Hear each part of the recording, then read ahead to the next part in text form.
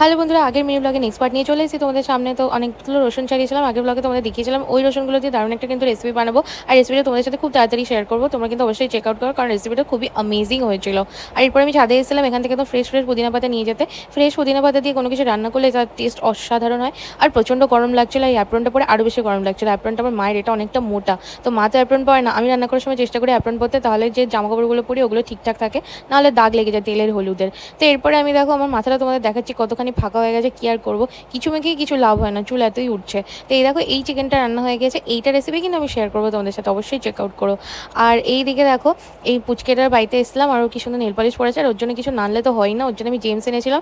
আর এই ব্রেডটা এনেছিলাম cream bread, বললো তো প্রচুর ক্রিম থাকবে, ভেতরে দেখলাম কিছুই নেই, ফক্কাবাজি। আর আমি আমুলের বাটারও কিনেছিলাম, কারণ আজকে খাবো বাটার দিয়ে আলু সেদ্ধ, খেতে আমার ভীষণ ভালো লাগে। আর চিকেন দিয়ে সারলাম ডিনারটা। আজকে মিনি ব্লগটা এখানেই করছি শেষ। ব্লগ ভালো লাগলে অবশ্যই কিন্তু চ্যানেলটা সাবস্ক্রাইব করে দিও। আর মিনি ব্লগগুলো কেমন লাগছে জানাতে বলো না।